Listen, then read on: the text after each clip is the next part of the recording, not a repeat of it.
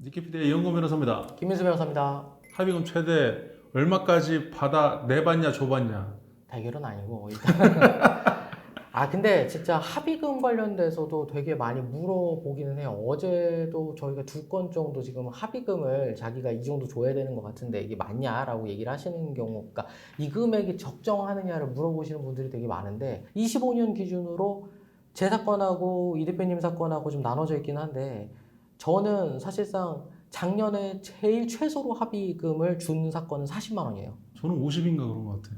저 같은 경우는 단순히 개인 범죄다. 예를 들어서 뭐 강도라든지 절도라든지 성범죄라든지 해서 가장 많이 준 거는 저는 1억 2천까지를 주기도 해봤고 받아보기도 했는데, 사실 이게 합의금이 좀 애매한 게 뭐냐면 딱 그거예요. 그러니까 합의금을 얼마 받을 수 있습니까를 물어보면은 저희가 오히려 반대로 계속 물어보는 게 딱 하나 있잖아요. 그러니까 상대방이 뭐 하는지 알고 계십니까?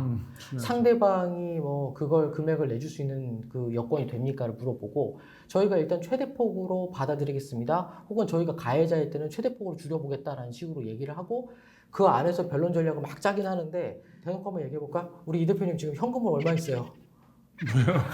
현금으로 한 1억 있어? 몰라요. 사실 자기 자산이라는 게 차라든지 주식이든지 코인이든지 아니면 부동산이든지 다 나눠져 있기 때문에 진짜 말 그대로 현금을 갖고 있는 사람들이 거의 없어요. 그리고 주식을 하는 사람들도 막 몇 억씩 주식하는 사람들이 주변에 보거나 인터넷상으로 보면 되게 많은 것 같은데, 현실적으로 봤을 때는 없어요. 이 영상을 보는 당신들도 아마 없을 수도 있어, 내가 봤을 때는. 어쨌든 그런 상황인데, 상대방은 그걸 갖고 있다고 생각을 하고 그 합의금을 계속해서 요구를 하기 시작하면은 사실상 합의가 결렬이 되고 끝나버려요. 그럼 결국 다시 민사소송으로 진행을 해야 되거든요. 근데 민사소송 진행하려면 시간도 1년, 2년씩 더 걸리지, 심지어 그거 승소하고 집행하는데도 문제가 발생하지. 집행하려고 했더니 얘가 구속됐어. 그럼 집행할 사람도 없어. 그러면은 사실상 그냥 그게 휴지 쪼가리가 돼버리고 마는데, 그때 돼서야 와가지고 그때 합의할 걸 그랬네요. 이거 민사 어떻게 해야 되죠? 이거 어떻게 하라고 우리 보고. 약간 저는 그 생각이 들 때가 있어요. 그러니까 그렇죠. 합의금은 적정선에서 받을 수 있는 적정한 금액으로 빨리 정리를 하고 조율을 하는 게 되게 중요한 게, 가해자도 마찬가지고 피해자도 마찬가지거든요. 가해자가 아이씨 차라리 그 돈 줄 거면 1년 살고 말아, 진짜 이런 애들이 한두 명 있는 게 아니거든요. 엄청 많죠. 네. 그러니까 그 사람의 연봉 수준을 벗어나면 안 돼, 내가 봤을 때 합의금은. 그러니까 거기서 어떻게든 줄여야 되고 정리해야 되고, 심지어 죄질이 안 좋거나 나쁘거나 이런 것도 다 검토를 해야 되는데, 그냥 무조건적으로 많이 받겠다라고 하면은 사실 되게 어려운 상황들이 좀 발생을 해요. 우리가 이제 피해자가 돈 달라고 할 때 가해자 측을 생각해 보면, 우리가 가해자 측도 변호할 때 보면 가해자한테 얘기해요. 너 이걸로 1년 들어가. 그럼 1년 동안 버는 돈이 얼마야? 그 돈 그냥 합의금 준다 생각해. 그게 이제 연봉 라인이거든요. 근데 그것도 굉장히 많죠. 살면 안 되잖아요, 연봉을 다 주면. 그러니까 생활하는 거 빼고 남은 나머지 정도, 그러니까 연봉에 생활비 뺀 나머지 정도가 그나마 합의금 최상한선이라고 봐야죠, 보통은. 근데 이제 그렇게 하면 좀 높은 분들도 있을 거고 굉장히 낮은 분들도 있겠죠. 그러니까 대략적인 금액대가 그래도 있지 않아요? 있죠. 대략적인 금액대는 있긴 한데 그게 어떻게 픽스된 건 아니고, 그 다음에 사실상 어떻게 보면은 살인을 한 사건하고 그 다음에 그냥 일반적으로 버스에서 누구 엉덩이 잠깐 만졌던 사건하고는 금액 자체가 다를 수밖에 없는 거잖아요. 그게 똑같이 나는 모르겠어, 나는 모르겠고 그냥 무조건 5천만 원 받을 거야, 1억 받을 거야는 안 되니까. 그러니까 죄질이라든지 아니면 그 사람이 받은 형량이라든지 이런 걸 해야 되는데, 이 사람이 만약에 모욕이라든지 명예훼손으로 고소를 당했어요. 그래서 유죄를 받아야 되는 상황이야. 그러면은 그 어느 정도의 욕설이냐 어느 정도의 명예훼손이냐에 따라 다르겠지만, 사실상 70만 원, 50만 원짜리 벌금 받고 끝나는 경우도 있거든요. 그런데 거기다가 합의금 1,000만 원씩 달라? 그것도 불가능한 상황들이 발생하죠. 그 벌금 받으면 안 되는 사람이면은 뭐 그렇게 나올 수도 있겠지. 그렇지. 그런. 근데 대부분은 벌금액 정도 낼 바야 합의금으로 줄까? 요 정도 선. 그러니까 합의금이 벌금 선에도 약간 영향이 많죠. 네. 그러니까 그런 걸 생각해서 정리를 해야 되는데, 합의 금액이 적정하느냐를 물어보시는 대부분의 사람들이 어떤 정보를 주지 않고, 지금도 보니까 여기 저희 상담방에 뭐 하나 올라와 있는 게 있는데, 이 상담방에 올라와 있는 것도 보면은 뭐라고 되어 있냐면은, 지금은 땡땡땡땡 범죄를 저질렀는데 이게 지금 피해자가 합의금으로 200 정도를 요구하고 있습니다. 이게 적정한 금액인가요? 이걸 내가 어떻게 합니까? 그 상대방이 어떤 사람인지 누가 어떻게 알고, 내가 비용을 이 사람이 어느 정도 쓸 수 있는지 내가 어떻게 알아? 그래서 지금 우리 실장님이 한번 상담을 받아보시는 게 좋을 것 같다라고 지금 해놨더니, 그냥 합의금이 적정하지만 알고 싶대. 이러면은 우리가 상담을 할 수가 없는 상황들이 발생을 해요.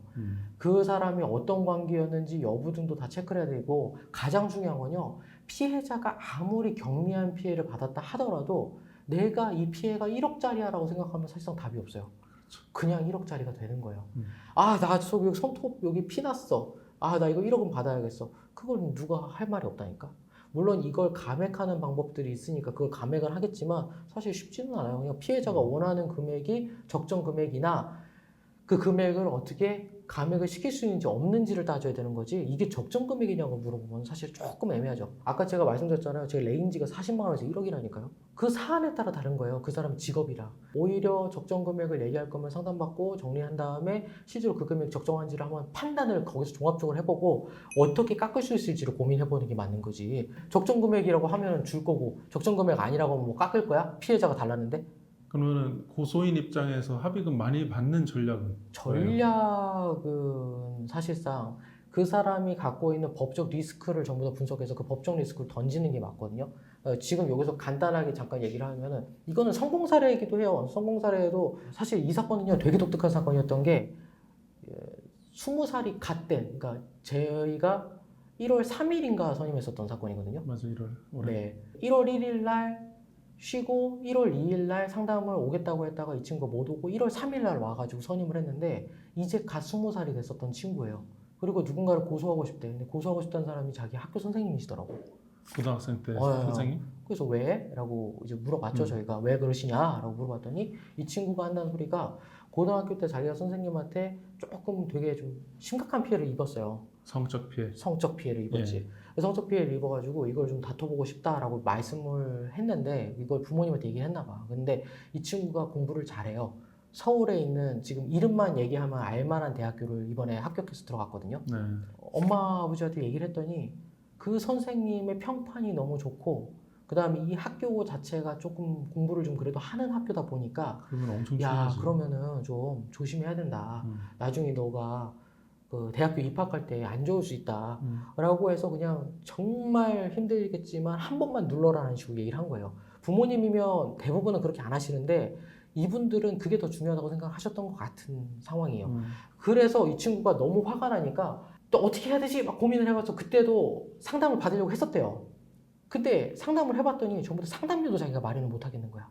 고민하다가, 그리고 나서 그때 얘기했던 게, 미성년자의 경우에는 나중에 합의를 하거나 고소를 하거나 했을 때도 어쨌든 부모님의 뭐 조력이나 법정 대리인의 도움을 받을 수밖에 없다는 얘기를 들으니까, 야, 이건 아니다 라고 생각이 돼서 얘가 어디까지 하면요, 수능 시험 보고 대학교 입학 딱 끝나고 자기가 20살 딱 되자마자, 그러니까 정확하게 대학교 입학이 아니라 고등학교 3학년 졸업하자마자 바로 파리바게트에 가가지고 거기서 취업을 해가지고 알바를 막 한 거예요. 알바를 해서 돈을 2달치를 모았어. 그 다음에 이 정도면 내가 변호사 이제 선임할 수 있겠지 하고 와가지고 저희를 선임하겠다고 왔었던 사건이거든요. 선임을 하고 나서 일단 첫 번째는 고소 대리를 하게 되면 부모님이 다 아시게 되니까 일단 고소는 잠깐 멈추고 일단은 합의 형식으로 한번 정리해보자 해서 내용 증명을 보내기 직전에 그 선생님한테 한번 연락을 드려봤어요. 그랬더니 그 사람이 뭐 지역 유지인가 뭐라고 하면서 자기가 아는 경찰 있는데 뭐 저보고 이제 너 변호사 어디서 하냐 뭐 별짓을 다 하더라고. 그래서 저도 이제 승진이 나가지고 이제 그때부터 했는데, 저희가 제일 먼저 했었던 게 그 사람이 받을 수 있게 학교로 내용 증명을 보내드렸어. 왜냐면 다른 사람 듣지 못할 거 아니야.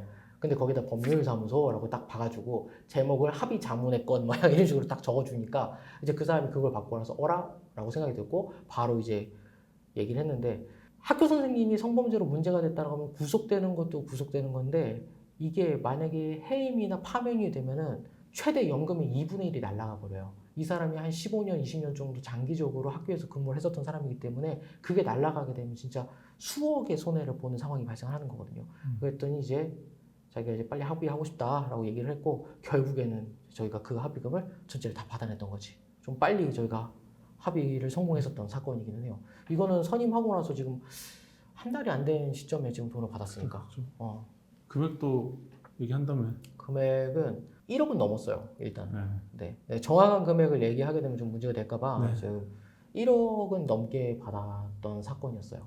그런 게 성공 사례로 있긴 한데, 그러니까 그 사람이 이걸로 유죄를 받게 되면 어떤 리스크를 지게 될지를 정확하게 파악하고 그 부분을 딱 찍어주는 게 사실상 고소대리에서는 돈을 제일 많이 받는 방법인 거고, 반대로 얘기했으면은 우리가 갖고 있는 자산을 정확하게 피해자를 어떻게 설득하는지가 합의금 제일 줄이는 방법인 거고, 그러니까 그거를 진짜 능수능란하게 할 필요성은 있어요. 그 사안에 따라서. 뭐 여기까지가 제가 하고 싶었던 얘기지.